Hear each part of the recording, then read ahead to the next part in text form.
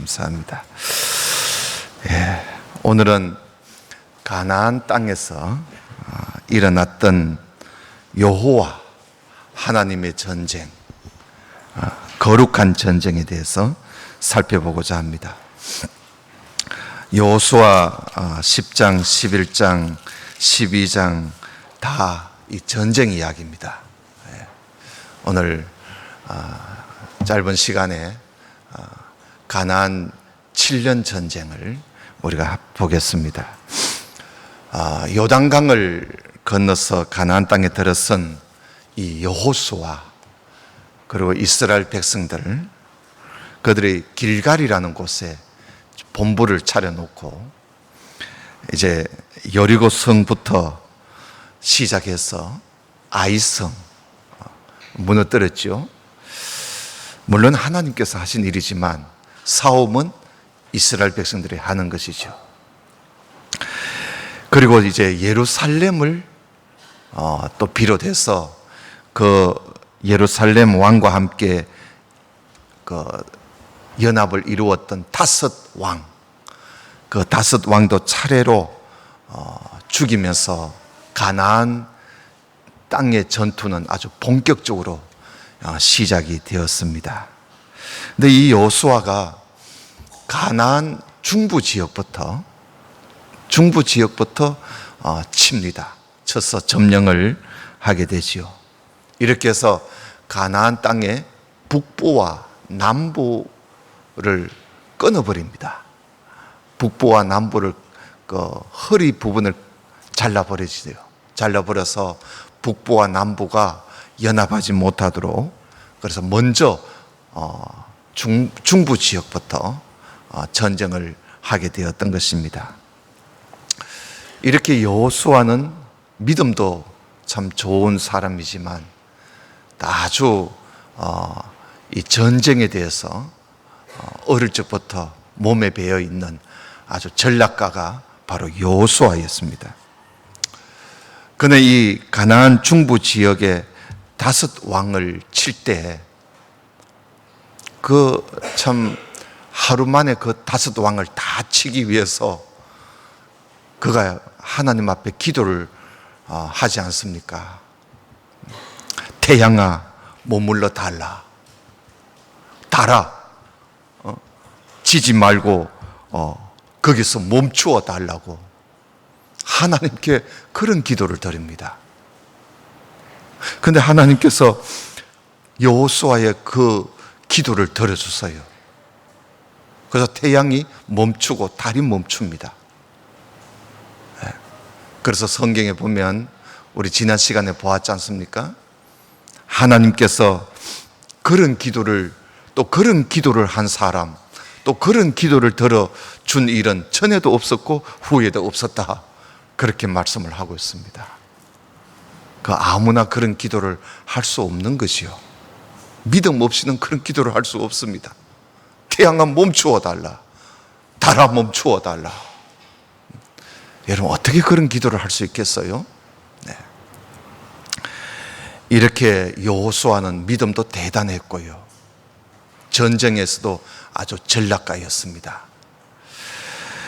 그가 막게다 굴에 그 예루살렘 왕과 함께 다섯 왕이 도망을 가가지고 굴에 숨어 있었습니다.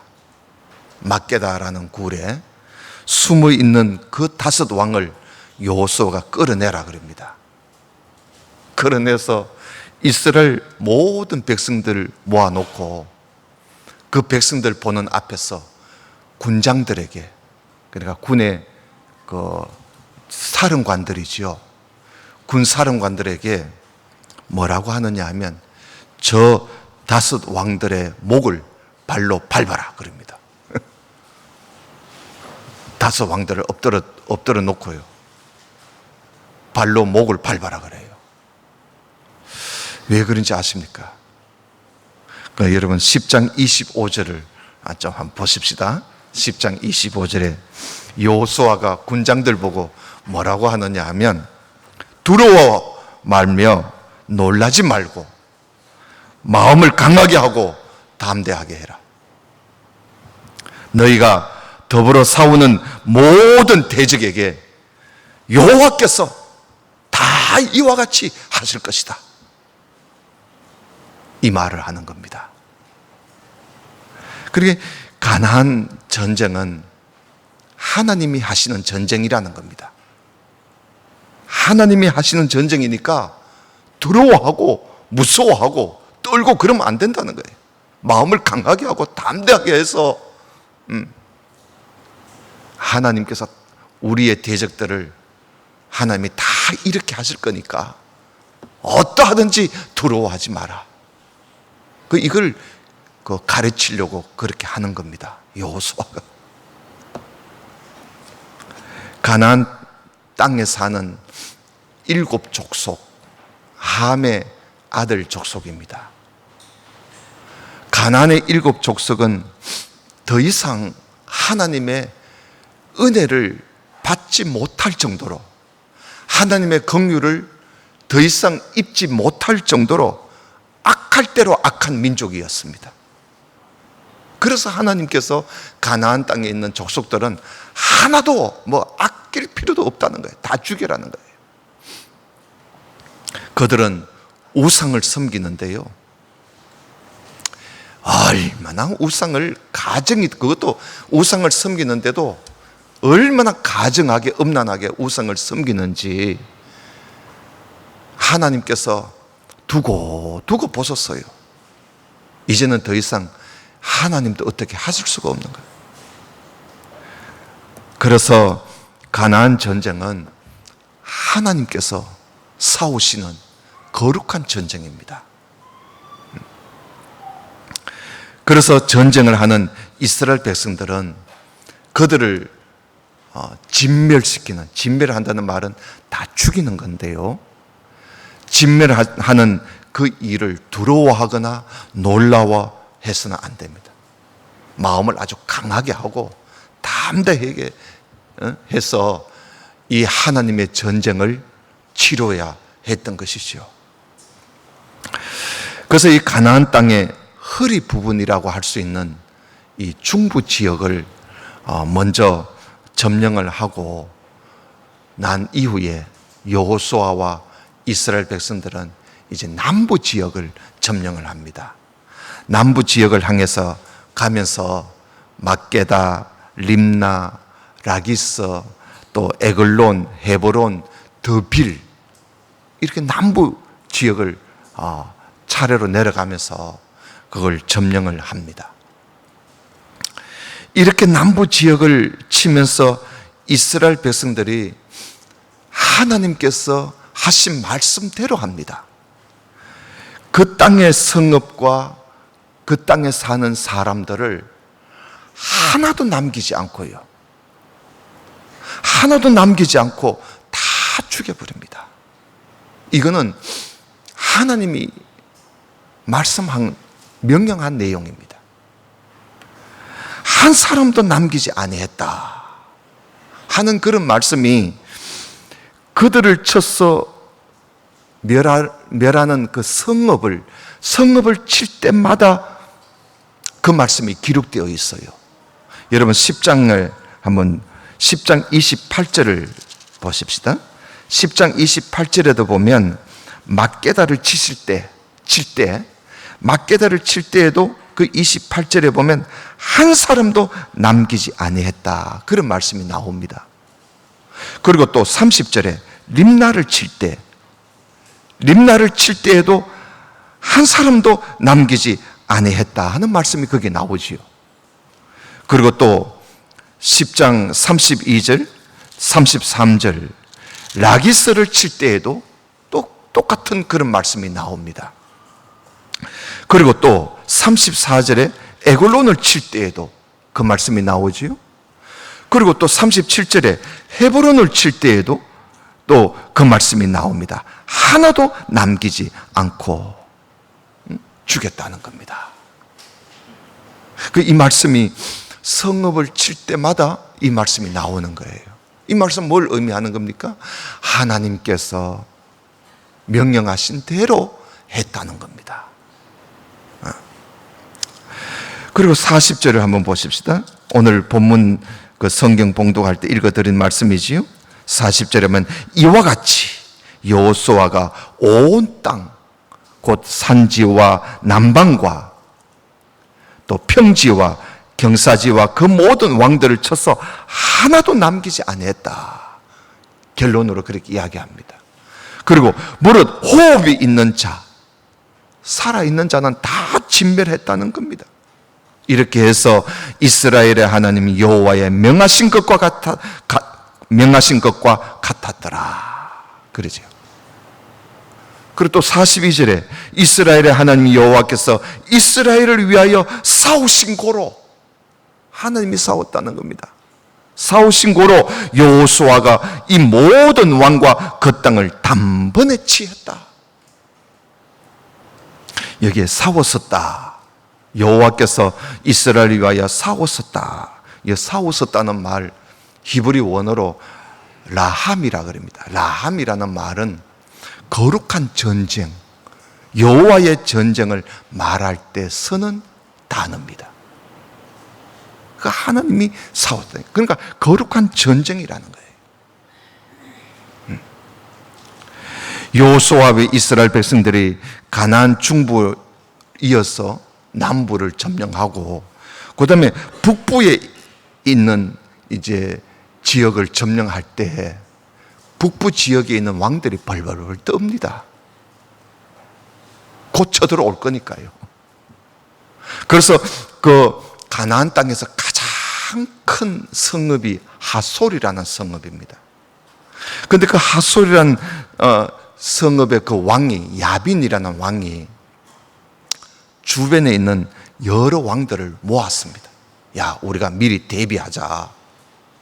저 여호수아가 이스라엘 백성들을 이끌고 이제 우리 쪽으로 올라올 것이다. 이제 대비하자. 이래서 그 군대를 모집했는데요, 얼마나 많이 모였는지 바다에 모래같이 많이 모였다 그랬어요. 여러분, 그 내용을 11장에 한번 보겠습니다. 11장 4절을 보겠습니다. 11장 4절에 보면 그들이 그 모든 군대를 거느리고 나왔다 그러죠. 그들이 누구냐 하면 하솔 왕과 더불어서 북방에 있는 왕들을 말합니다. 그런데 민중이 많아 해변에 수다한 모래 같고, 그래, 얼마나 많이 모였는지 바다 모래같이 많이 모였습니다. 그리고 말과 병거도 심히 많았고, 5절에 이 왕들이 모여 나와서 이스라엘과 싸우려고 메롬 물가, 메롬 호수입니다. 메롬 물가에 함께 진쳤더라. 예. 그 여러분 한번 생각해 보세요. 얼마나 많이 모였겠습니까? 아마 총동원했을 거예요. 북부 지역에 있는 사람들이. 메론 물가에. 6절에 여호와께서 여호수아에게 이르시되 그들을 인하여 두려워 마라. 그들 때문에 두려워하지 말라는 겁니다. 아무리 많이 모여 있다 할지라도, 병거와 말을 수없이 이끌고 나왔다 할지라도 그들 때문에 두려워하지 마라. 내일 이맘때에 내가 그들을 이스라엘 앞에 붙여서 몰살시켜 버릴 거야. 하나님께서 그렇게 말씀하십니다. 그들의 군사가 바다 모래같이 많다 할지라도 하나님께서 내일 이들을 다 몰살시켜 버리겠다는 겁니다. 모조리 다 죽여버리겠다는. 그러니 그들 때문에 두려워하지 말라는 것이죠.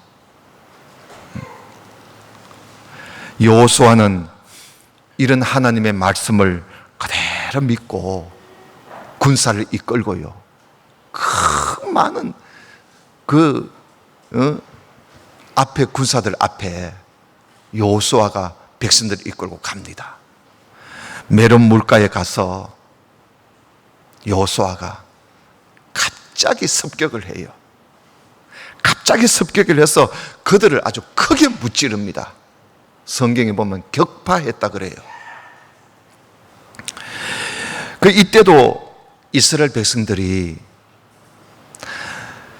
싸우는데요, 한 사람도 남기지 않고 다 쳐 죽였다고 그렇게 말씀하고 있습니다.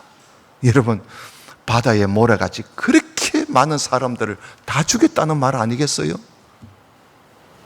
그 11장의 8절을 보시면 8절에 메론 물가에서도 한 사람도 남기지 아니하고 죽였다 하는 말씀이 또 거기에 또 나옵니다.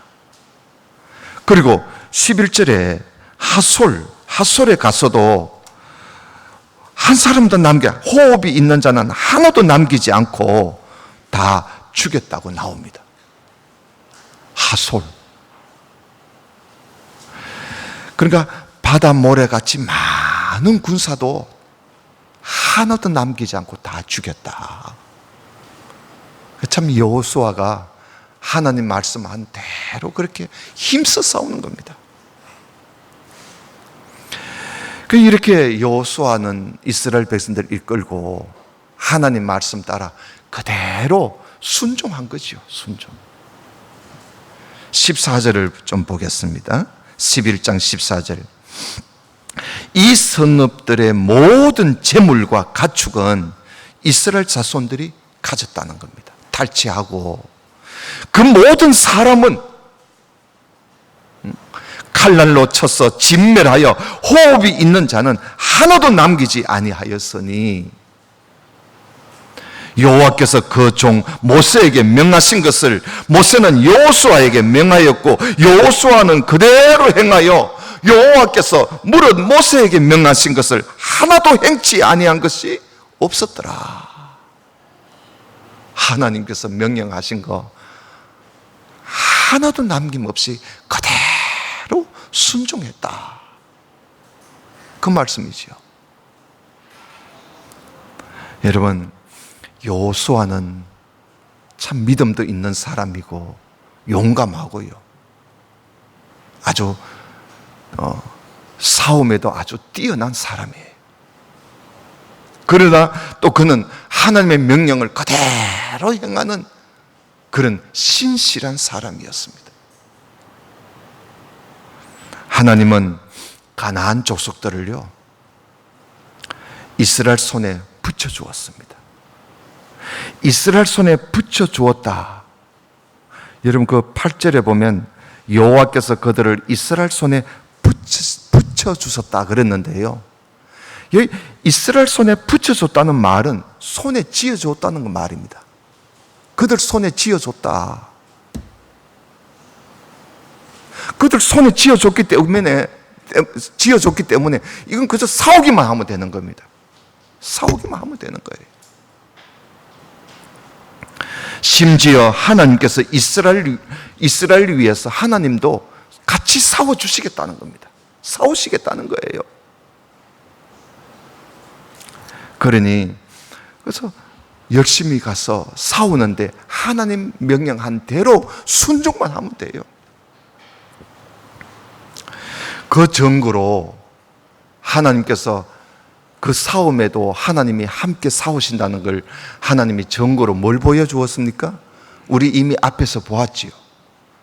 가나안 땅에 전쟁하려고 가는 여호수아에게 하나님이 잠깐 하고 세워서 하나님이 칼을 빼들고 선 군대 장관을, 하나님의 군대 장관을 여호수아에게 보냈어요. 여호수아에게 보내서 가나안 전투를 하려고 나가는 여호수아 앞에 그 군대 장관이 잠깐 서라 그러면서 네 발에 신을 벗어라. 그렇지 않습니까? 네 발에 신을 벗어라. 싸움은 내가 하는 거야. 너는 나를 따르기만 해. 하나님이 순종을 요구하신 겁니다.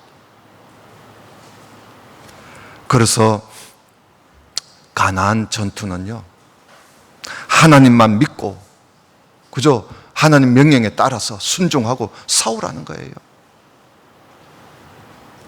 싸우되 하나님의 명령에 따라서 싸우라는 것이죠. 그렇게 하면 된다는 거예요. 그래서 여호수아와 이스라엘 백성들은 하나님 말씀하신 대로 열심히 순종하며 열심히 싸웠습니다. 여러분 그 11장 16절을 한번 보겠습니다. 16절에 보면 여호수아가 이같이 그 온 땅 곧 산지와 온 남방과 또 고센 온 땅, 이 고센 애굽의 고센은 아닙니다. 또 이걸 또 잘못 알면 가나안 땅에도 고센이 있는 거예요. 고센 온 땅과 평지와 아라바와 이스라엘 산지와 그 평지를 취하였으니 곧 세일로 올라가는 한락산에서부터 헤르몬 산 아래 레바논 골짜기의 바알갓까지, 다시 말하면 이 말은 저 최남단에 있는 한락산에서부터 시작해서 저 북방에 있는 헤르몬 산까지 다 차지했다는 겁니다. 이제 그 모든 왕을 잡아 쳐 죽였다. 12장에 보면요, 그 왕들 여호수아가 잡아서 쳐서 죽인 왕들의 수가 나옵니다.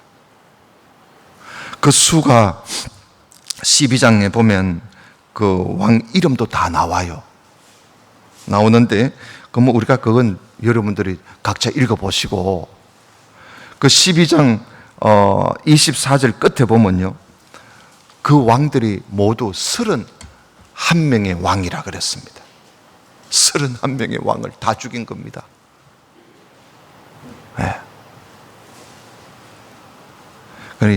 가나안 땅이요, 가나안 땅이 그 참 강원도 땅만한 땅이에요. 그렇게 크지가 않아요. 강원도만한 땅인데 거기에 왕이 왜 그렇게 많습니까? 그렇죠? 여호수아가 죽인 왕만 해도 31명의 왕이야. 그런 걸 보면 가나안 땅이 얼마나 복잡하고 모두 다 제각각인지 우리가 짐작해 볼 수 있는 거예요.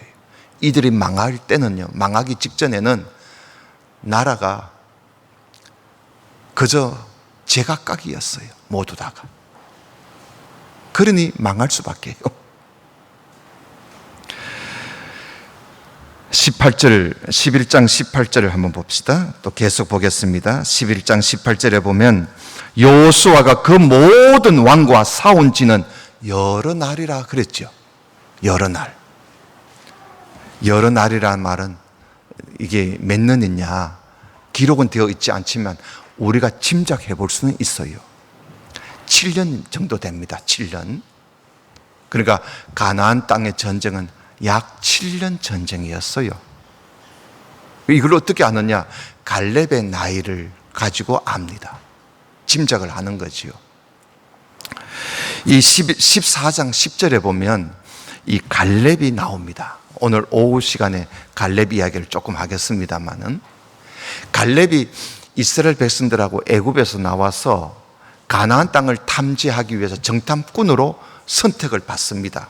그때 가데스 바네아에서 정탐을 할 때 그때 갈렙의 나이가 40세였습니다.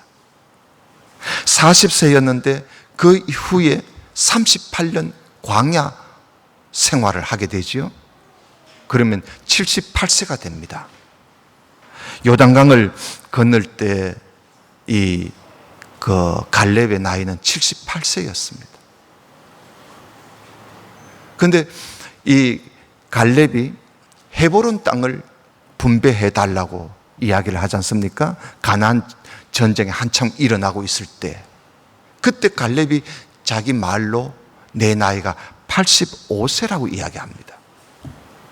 그러면 전쟁은 7년 정도, 6, 7년 정도 전쟁을 했다는 걸 우리가 알 수가 있는 것이죠. 19절 보겠습니다.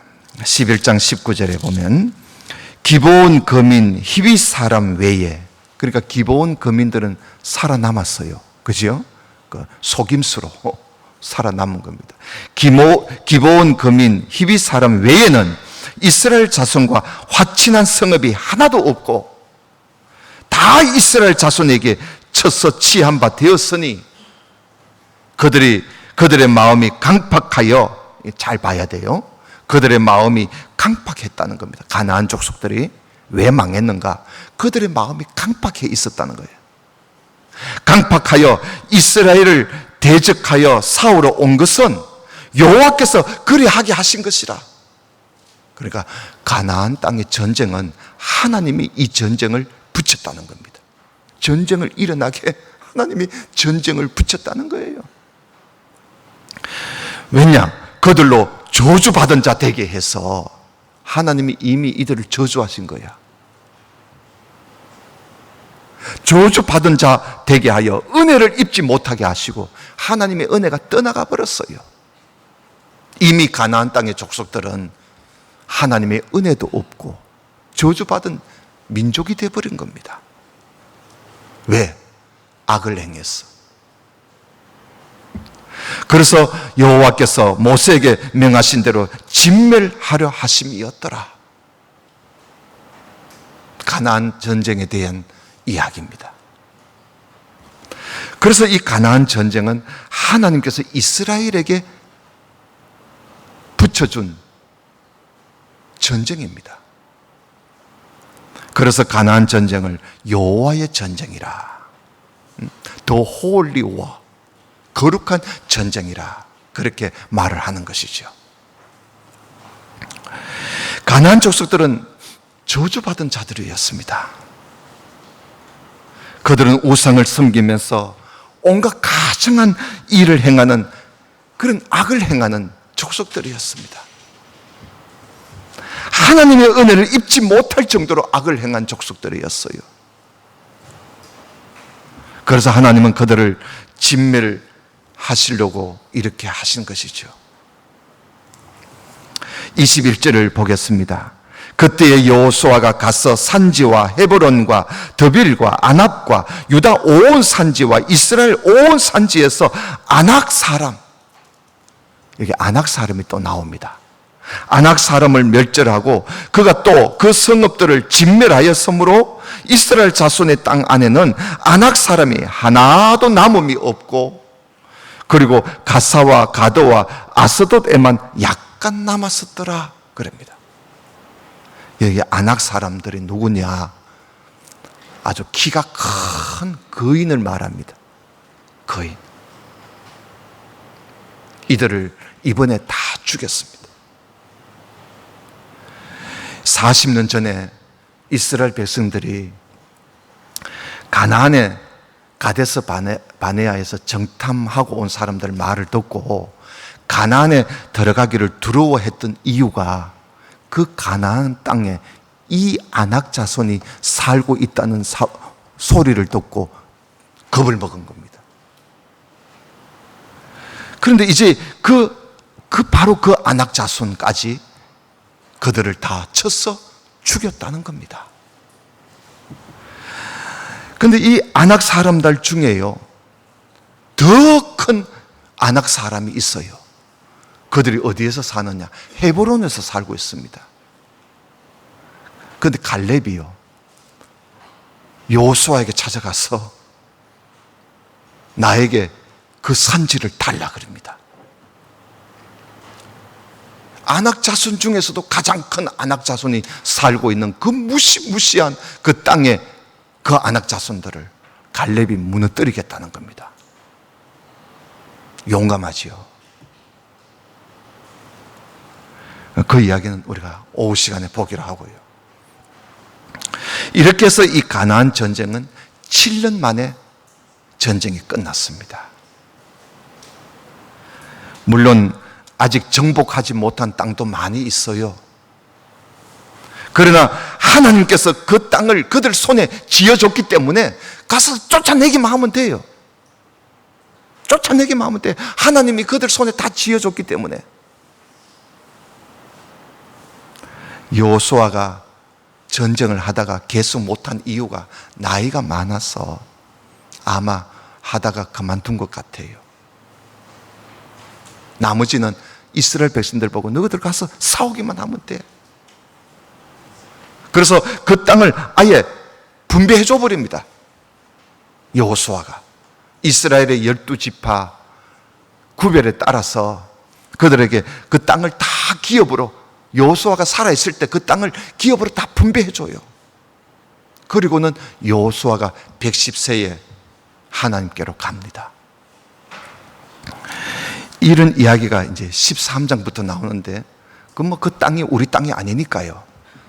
그죠? 그러니까 우리가 그냥 읽고 넘어가면 돼요. 오늘 가나안 전쟁을 우리가 한번 살펴보았습니다. 간단하게. 이 전쟁은 하나님의 전쟁이고, 그리고 거룩한 전쟁입니다. 오늘 우리는 영적 전쟁을 하고 있습니다. 신학적으로 이 땅에 세워진 교회를 뭐라고 하느냐 하면 전투적 교회라고 합니다. 이 땅에 세워진 지상교회는 전투적 교회입니다. 하늘에 있는 교회는 승리적 교회라고 신학교에서 그렇게 신학적으로 가르칩니다. 그렇다면 전투적 교회인 우리는 모두 다가 이 세상과 싸움을 하는 그런 우리들입니다. 그럼 우리 지금 이렇게 앉아 있어도 사실 우리는 계속 싸우는 사람입니다. 영의 세계, 영적 전쟁을 하고 있는 사람들이 바로 우리들입니다. 이 전쟁에서 지는 사람은 세상 사람 돼버리는 것이죠. 그래서 사도 바울은 에베소에서 교회론을 이야기할 때 이 전투적 교회, 이 지상교회에 대해서 이야기를 할 때 이 사도 바울은 주님의 이 몸된 교회된 우리들은 하나님의 전신갑주를 입고 있어야 된다. 군인의 용어를 사용했어요. 하나님의 전신갑주, 그러니까 갑옷을 입고 있어야 된다는 겁니다. 왜냐? 우리의 싸움은 우리의 이 어떤 혈과 육이 아니라는 거예요. 우리의 싸움은 정사와 권세와 이 어두움의 세상 주관자들과 하늘에 있는 악한 영들과 싸우는 싸움이기 때문에 우리는 하나님의 그 갑옷을 입고 있어야 된다. 그래서 하나님의 전신갑주를 입어라, 하나님의 전신갑주를 취하라 그럽니다. 마귀의 그 속임수, 마귀의 계계를 능히 이기기 위해서는 반드시 입어야 된다는 겁니다. 그래서 먼저 우리를 보고 굳게 서라 그랬습니다. 굳건하게 서라 그랬습니다. 서서 진리의 허리띠로 허리를 동여매라 그랬습니다. 그리고 의의 갑옷 가슴팍이로 가슴을 가래라 그랬습니다. 흉패지요. 그리고 발에는 평화의 복음을 널리 전할 수 있도록 그 신발을 신으라 그랬습니다. 그리고 손에는 믿음의 방패를 쥐어라 그랬습니다. 그리고 머리에는 구원의 투구를 서라고 했습니다. 그리고는 하나님의 말씀인 성령의 칼을 손에 쥐고 있어라 그랬습니다. 그리고는 어떤 경우에든지 하나님께 간구하고 기도하는데 힘쓰라 그랬습니다.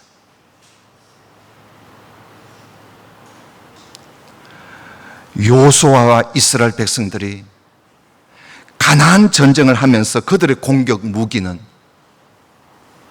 하나님에 대한 믿음이었습니다. 하나님을 의지하는 믿음. 그리고 그 믿음과 함께 말씀대로 행하는 순종이었습니다. 그것이 그들의 무기였습니다.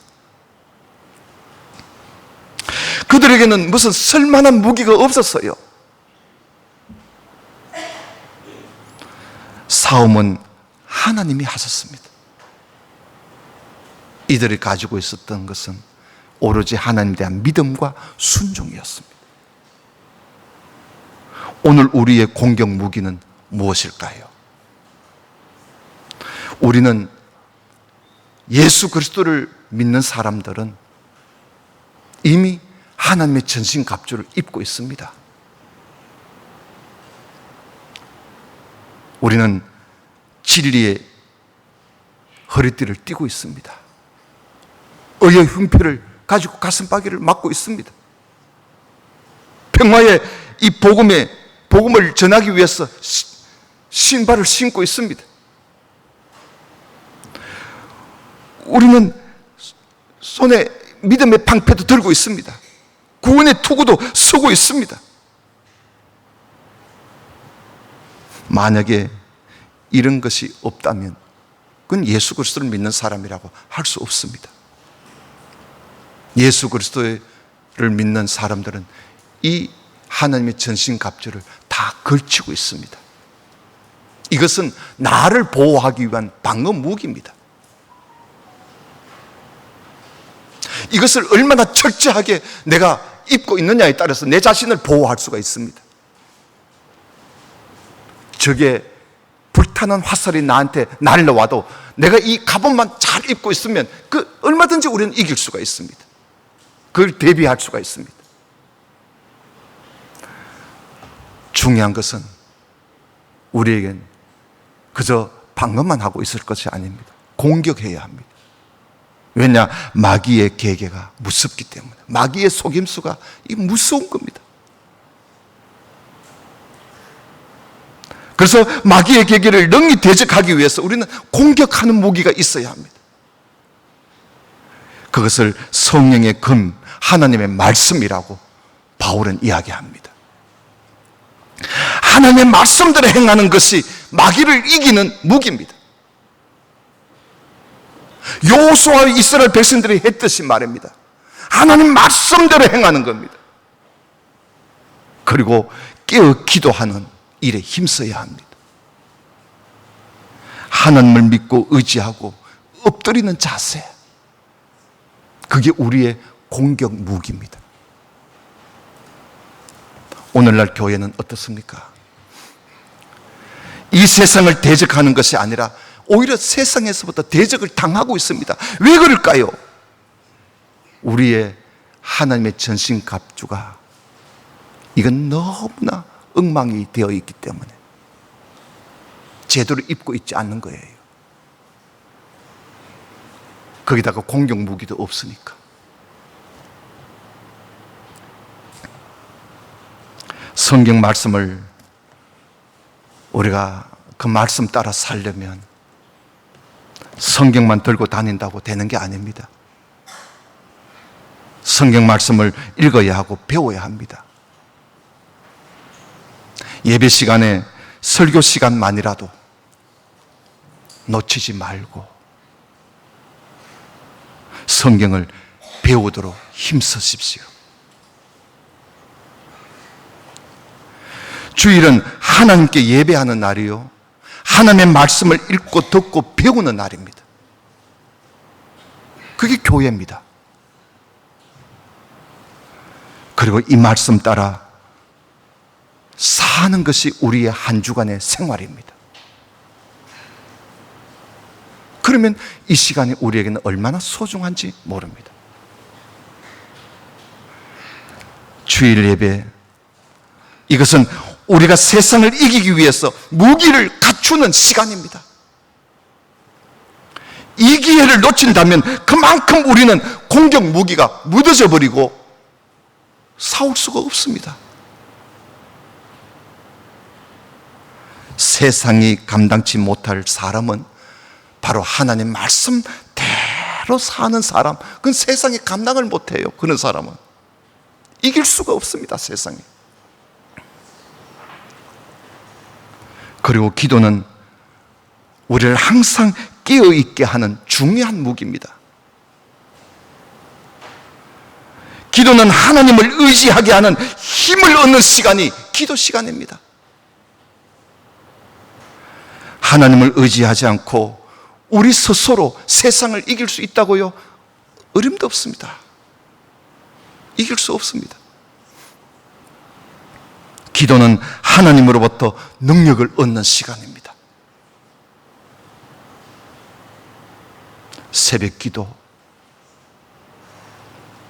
교회까지 오시기가 힘들면 가까운 교회라도 새벽 기도 나가십시오. 여기에서 기도하고 싶으면 힘을 써서라도 나오십시오. 새벽 기도, 연세 많으신 몇 분이 앉아 계십니다. 하나님이 그들을 불러가시면 이 자리는 비어집니다.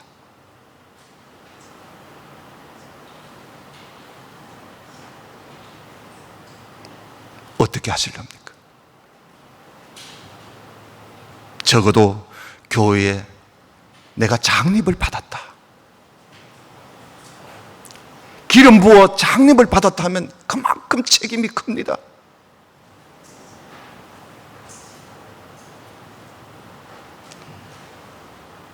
교회의 기도의 시간, 여러분 꼭 그것을 잃어버려서는 안 됩니다. 수요 기도 시간 나와서 하나님께서 주신 이 능력을 우리가 받았어. 그래야 우리가 세상을 이길 거 아니겠습니까? 세상과의 싸움, 이거 쉬운 게 아닙니다. 우리는 세상과의 싸움에서 항상 철저하게 하나도 남기지 아니하였더라, 철저하게 싸워서 승리하는 그런 우리 교회 성도님들이 되시기를 주님 이름으로 축원합니다. 기도드립시다. 아버지 하나님, 감사합니다. 오늘 말씀을 가나안 전쟁을 보면서 오늘 우리의 전쟁을 생각을 해보았습니다. 영적 전쟁에 나가서 싸우고 있는 우리 자신이 하나님의 전신갑주를 얼마나 철저하게 입고 있는지, 그리고 또 싸우기 위해서 우리가 가지고 있는 공격 무기가 제대로 우리가 손에 쥐고 있는지, 마음가짐은 제대로 가지고 있는지 우리 자신을 돌아다 보았습니다. 이 영적 전쟁에서 승리하는 우리 모두가 되게 해 주옵소서. 예수님 이름으로 기도드리옵나이다. 아멘.